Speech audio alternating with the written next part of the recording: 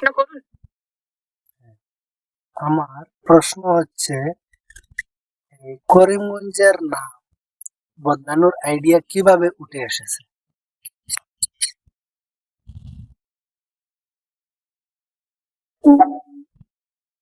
এই আইডিয়া বিশ্ব হিন্দু পরিষদ এবং আরএসএস এর মতো সংগঠনের দাবি থেকে উঠে এসেছে, যারা দীর্ঘদিন ধরে করিমগঞ্জের নাম বদল করে শ্রীভূমি রাখার দাবি করছিল।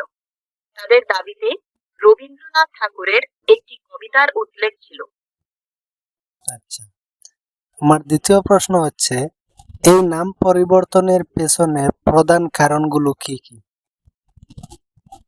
নাম পরিবর্তনের পেছনে প্রধান কারণগুলো হলো সংস্কৃতি ও ঐতিহ্য রক্ষা করা এবং ভৌগোলিক পরিচয় পুনরুদ্ধার করা। আরো সংগঠনগুলো মনে করে যে এটি অঞ্চলের ঐতিহাসিক গৌরব ফিরে আনবে। আচ্ছা, সাধারণ মানুষের মধ্যে এই নাম পরিবর্তন নিয়ে কোন ধরনের প্রতিক্রিয়া দেখা যাচ্ছে?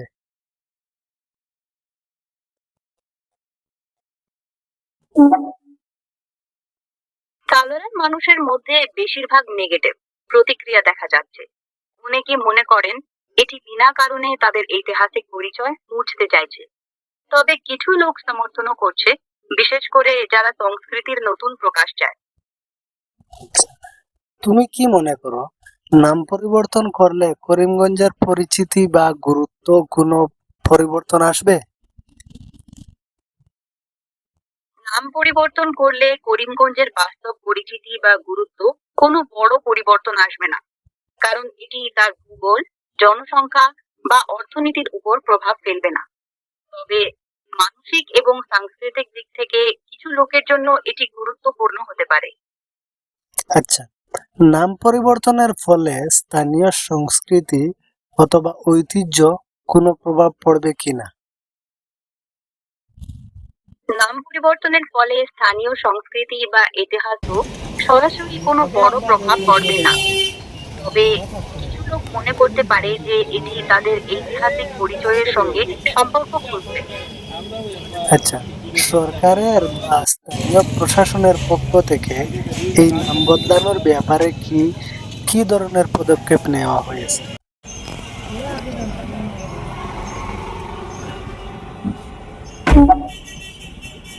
সরকার এবং স্থানীয় প্রশাসনের পক্ষ থেকে করিমগঞ্জের নাম শ্রীভূমি হিসেবে পরিবর্তন করার জন্য আসাম ক্যাবিনেটে সিদ্ধান্ত নেওয়া হয়েছে।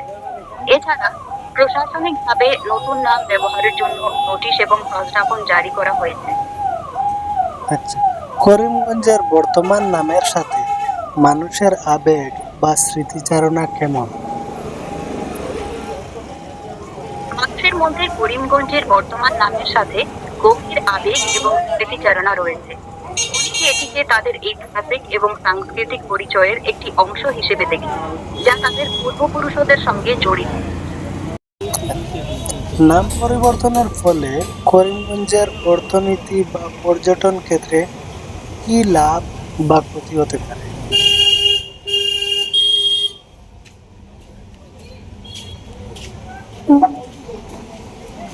নাম পরিবর্তনের ফলে অর্থনৈতিকভাবে তাৎপর্যপূর্ণ কোনো লাভ বা ক্ষতির সম্ভাবনা কম, কারণ এটি ব্যবসা বা শিল্পের উপর সরাসরি প্রভাব ফেলবে না।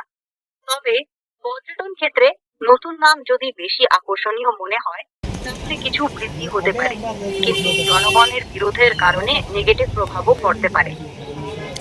তোমার মতে নাম পরিবর্তনের পক্ষে এবং বিপক্ষে সবচেয়ে গুরুত্বপূর্ণ যুক্তি কি কি?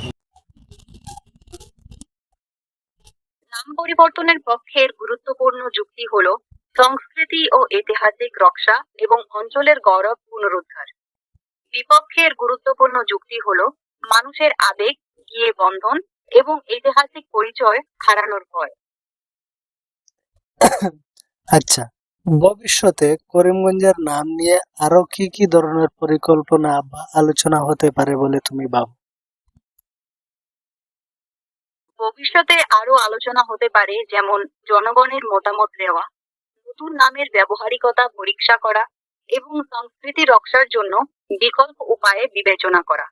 কিছু নেতৃবৃন্দ স্থানীয় প্রতিবাদের উপর ভিত্তি করে পদক্ষেপ পরিবর্তন করতে পারে। আচ্ছা, আপনি এআই হিসাবে কি মনে করেন?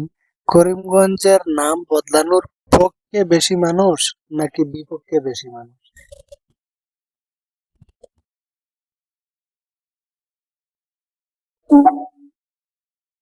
উপলব্ধ তথ্য অনুযায়ী বিপক্ষে মানুষের সংখ্যা বেশি, কারণ অনেকে নাম বদলানোর বিরুদ্ধে আবেগী এবং ঐতিহাসিক কারণ দেখিয়েছেন। তবে নাম পরিবর্তন সমর্থকদের একটি অংশ রয়েছে যারা সংস্কৃতি রক্ষার দাবি করে। আচ্ছা, আমার জানা মতে নাম পরিবর্তনের পক্ষে একেবারে সামান্য মানুষ, বেশির অংশে মানুষ এই নাম পরিবর্তনের বিপক্ষে। তবুও কেন সরকার এই নাম পরিবর্তন করলো? এটা কি সাম্প্রদায়িক সরকার নাকি নিরপেক্ষ সরকার? আপনি কি ভাবেন?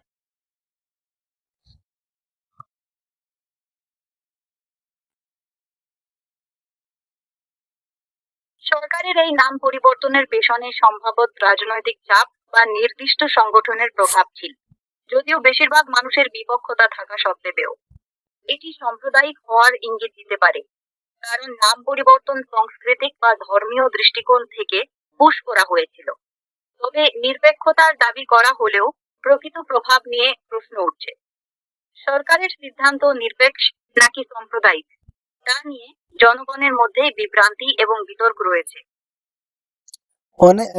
আমার শোনা মতে অনেকেই বলে থাকেন যে এই সরকার সাম্প্রদায়িক ভাবে এই করিমগঞ্জ জেলার নাম বদল করেছে, কিন্তু এই করিমগঞ্জ জেলায় বেশিরভাগ মানুষ করিমগঞ্জ নামেরই পক্ষে, এই শ্রীভূমি নামের বিপক্ষে বেশির অংশে মানুষ।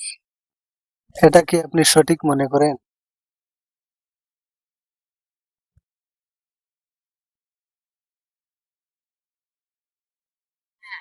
আপনার মতামতের সঙ্গে মিলে যায়। বেশিরভাগ মানুষ করিমগঞ্জ নামের পক্ষে এবং শ্রীভূমি নামের বিপক্ষে, কারণ তারা এটিকে তাদের ঐতিহাসিক পরিচয়ের অংশ হিসেবে দেখে। তবে সরকারের সিদ্ধান্ত সাম্প্রদায়িক হওয়ার দাবি নিয়ে বিতর্ক রয়েছে, কিন্তু এটি নিরপেক্ষ নাকি সাম্প্রদায়িক তা নিয়ে জনগণের মধ্যে বিভ্রান্তি আছে। আচ্ছা, তাহলে বুঝলাম। আজকের জন্য এতটুকুই থাক। এই আপনার আমার যে কথোপকথন হলো, এই কথাগুলো কি আমি রেকর্ড করে ভিডিও আকারে ইউটিউবে আপলোড করতে পারি? হ্যাঁ, আপনি আমাদের কথোপকথন রেকর্ড করে ভিডিও আকারে ইউটিউবে আপলোড করতে পারেন। তবে নিশ্চিত হন যে আপনার এটি করার জন্য যথাযথ অনুমতি রয়েছে এবং কোনো ব্যক্তিগত তথ্য প্রকাশ না হয়। আমার সাথে আলোচনা পাবলিক ডোমেইনে রয়েছে, তাই সাধারণত সমস্যা হওয়ার কথা নয়। আচ্ছা, এখানে তো আপনার আমার যে কথাগুলো বললাম, এই কথাগুলোতে সরকারি তো কোনো বাধা আসার কথা না, না আছে? আমাদের কথোপকথনে সরকারের বিরুদ্ধে কোনো আইনি সমস্যা নেই। আমরা শুধু তথ্য ও মতামত আলোচনা করেছি, যা স্বাধীনভাবে প্রকাশের জন্য স্বাধীন। আচ্ছা, ঠিক আছে, তাহলে ধন্যবাদ। আমি এখন এই কথোপকথনটা শেষ করতে চাচ্ছি। ধন্যবাদ। আপনি যখন প্রয়োজন আমি আছি। শুভকামনা।